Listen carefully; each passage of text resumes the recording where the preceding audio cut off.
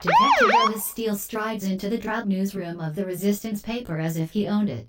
He poses in front of editor Calvin Martinez and reporter Harvey Pope as if to give them a titillating glimpse of the state's power. Excuse me for interrupting your story conference, Mr. Editor. I assume you're putting your heads together, as usual, about clever ways to slander the government. Don't bother to apologize, Detective. I know the law can't wait for niceties these days. In fact, someday I'd like to see you make a really dramatic entrance. Like kicking down the door when you arrive. I'd get a charge out of hearing your sirens blaring away outside. That's the proper fascist procedure, right? Why bother to kick down a door with no lock? Frankly, you're not worth the trouble. This so-called newsroom is a joke. 2 computers, 1 printer, piles of manuscripts on tables that barely stand up. Try reading one of those manuscripts, Detective. They're full of ideas and concepts like the pursuit of truth, and the freedom to disseminate it. Freedom must be the most subversive word in the English language to a strong man like you. Don't give me that freedom crap when what you're really talking about is anarchy. You know what really gets me about you and your newspaper? You never actually define freedom. There's no freedom to spit on law and order, you know. That's a crime. I'll take that criminal label as a badge of honor, Ellis. Go ahead and slap me in jail if you can ever come up with a charge that'll stick. I'll laugh in your face. Now you're trying to tell me the People's Resistance Brigade, the terrorist organization your paper supports, is some kind of joke.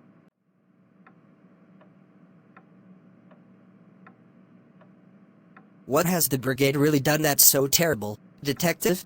A few symbolic bombings, aimed at selected targets that represent oppression to the people. Carried out at the dead of night, with no harm to life or limb, although the messages have been loud and clear. Besides, we're journalists, not politicians. We don't advocate bombings, we just report on them. Bullshit. I have reason to believe that one perpetrator in particular is closer to Mr. Editor than the others. Your sleazy rag is connected to at least one major figure in the People's Resistance Brigade. Bullshit yourself. Take a look around. Our sleazy rag is barely connected to the city electrical system. We don't have the resources to fight our cockroach population, much less to support the brigade's aims. Don't deny it. It so happens I've obtained an advanced copy of young Harvey's next big scoop. It amounts to a confession. He actually accompanied this perpetrator when she planted a pipe bomb underneath an unoccupied police car. He was with her when she videotaped the explosion. So I'll give you a chance to spill it right now. Who is she? Sorry, Detective. I don't reveal confidential sources. Then you're admitting you know what terrorists are about, and won't talk. Why's that, I wonder? You sleeping with her or something? I'd never sleep with a source, under any circumstances. No reputable journalist would do that. Do you have anything to say in young Harvey's defense, Mr. Editor, before I arrest him?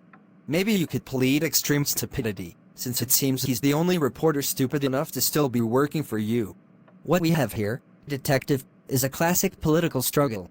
The courageous reporter, the idealistic editor, the inflexible cop. The reporter and the editor have delivered their lines. The next move is up to you. Okay, if you say so. Mr. Pope, you're under arrest for aiding and abetting a terrorist act. As the detective leads the young writer away in handcuffs, Calvin's wife Sharon enters from a side kitchenette. She is carrying a full tray of coffee and refreshments, as if for a routine meeting. Calvin, don't let the cop take Harvey away. Tell him to come back. We can have some coffee and talk this out. I'm sorry, babe, but the cataclysm has come and gone. Our barren newsroom has been deprived of its one spark of youthful talent. Looks like it's just you and me left to contend with the fascist beast. Oh, Calvin, why? What did you accomplish by sacrificing Harvey like that? Is it so impossible to negotiate, just a little, with the fascist beast? Love, how many times must I tell you this? You can't reason with a beast. And revolution isn't negotiable. But darling, you talk about this revolution as if it's your own private game, something only you understand. Or maybe only you and Harvey's source understand. What if the revolution really worked? Would the People's Brigade be in charge then? What would keep them from becoming the new fascists? Freedom and fascism are nebulous concepts. It's our business to define these concepts for the public, to describe the eternal battle between them. Darling, you're the editor and I'm the typist for this newspaper.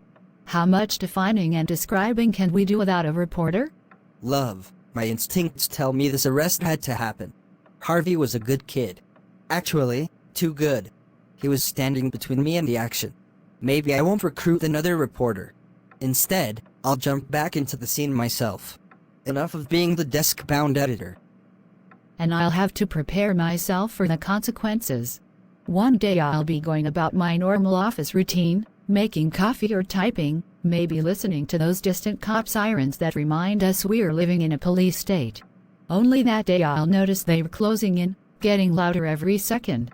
And then finally, you'll hear one heart-stopping scream, right outside that door. That'll be my final call, as the revolution comes home to me. You want it to happen, don't you? I must admit, the prospect is exhilarating. It would give new meaning to my life's work. Who is that woman, Calvin? You're getting a little melodramatic, love. What does the identity of one-foot soldier matter? It matters to me. I want to know about this fascinating terrorist you're longing to join out on those mean streets. You know our policy. We don't reveal sources. Not even to allies if they don't have a need to know. You were saying I don't have a need to know? I'm going to say something right now, Calvin, even if it betrays the so-called revolution. If I ever find out who she is, I'll call that Detective Steele and turn her in. Listen! Do you hear that? Hear what? You're always seeing and hearing things.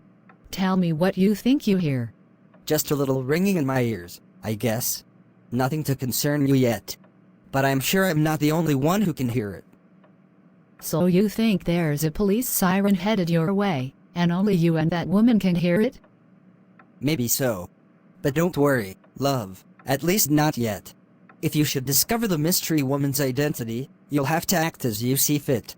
But for now, why don't you pour us each a cup of coffee, so we can get back to work? We can still combat the fascist beast together.